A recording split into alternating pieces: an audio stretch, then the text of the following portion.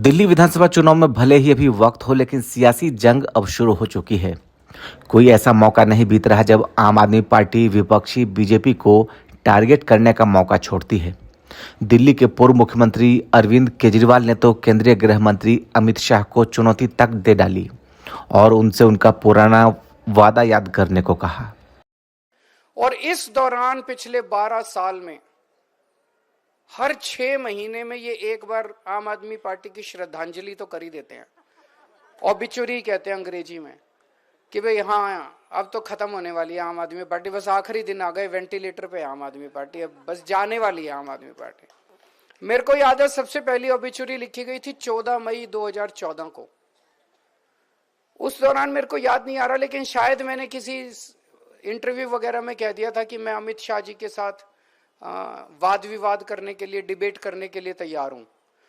14 मई 2014 को अमित शाह जी ने एक टीवी चैनल के डिबेट में कहा था कि 16 मई 2014 के बाद अगर केजरीवाल राजनीति में रहा तो मैं पक्का उनसे डिबेट करूंगा।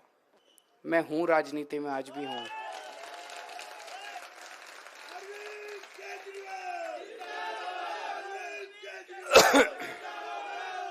हर 6 महीने के बाद इन्होंने हमारी श्रद्धांजलि करी है। अभी भी पिछले साल, 1.5 साल से पहले मनीष जी गए, सतिंदर जैन गए जेल, संजय सिंह गए, धीरे धीरे मैं गया।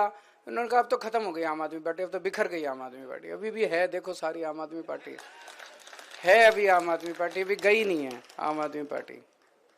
इधर दिल्ली की मुख्यमंत्री आतिशी भी दिल्ली के लोगों के बीच खुद को सबसे बड़ी रहनुमा बताने में लगी है। उनका कहना है कि इस बार के चुनाव में बीजेपी जरूर कुछ बड़ी साजिश रच रही है। मैं आज सभी टीवी चैनल्स के माध्यम से दिल्ली के सभी एसडीएम्स, एडीएम्स, एईआरओस, बूथ लेवल ऑफिसर से अपील करना चाहती हूँ।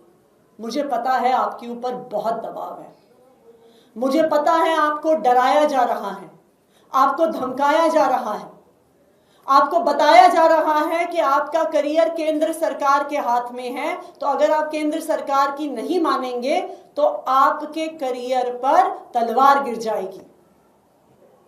लेकिन जो हजारों बूथ लेवल ऑफिसर्स दिल्ली में हैं, जो सैकड़ों एईआरओस हैं, मैं सबसे अपील करना चाहती हूं कि अगर कोई भी अफसर आपको गलत तरीके से वोट काटने को कहे, आपको नए वोट बनवाने से मना करे, तो आप उनकी रिकॉर्डिंग कर लेना और वो रिकॉर्डिंग आप सीधा मुझे भेजना।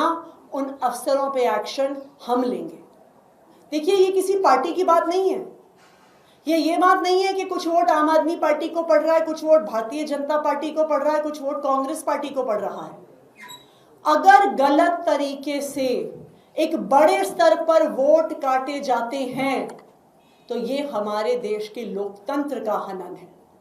इसलिए मेरी सभी बूथ लेवल ऑफिसर से अपील है, देश का लोकतंत्र, देश का संविधान किसी एक पार्टी से बड़ा है।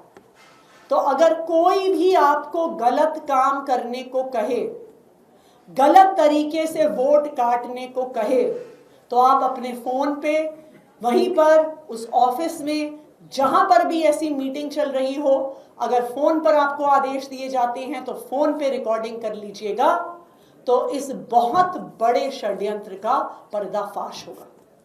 और मैं भारतीय जनता पार्टी को भी ये कहना चाहती हूँ, मैं भारतीय जनता पार्टी को ये कहना चाहती हूँ कि इस देश का लोकतंत्र बहुत मजबूत है। इस देश के लोकतंत्र को बचाने वाले बहुत लोग हैं। आप इस देश के लोकतंत्र के साथ खिलवाड़ करने की कोशिश ना करें। जाहिर है, ये खुद केजरीवाल जानते हैं कि जिस तरह से उनकी पार्टी के बड़े नेता एक एक कर जेल गए और कई नेता पार्टी छोड़ चुके हैं, ऐसे में इस बार उनके लिए दिल्ली का चुनाव जीतना आसान नहीं रहेगा। ब्यूरो रिपोर्ट, लाइव तक।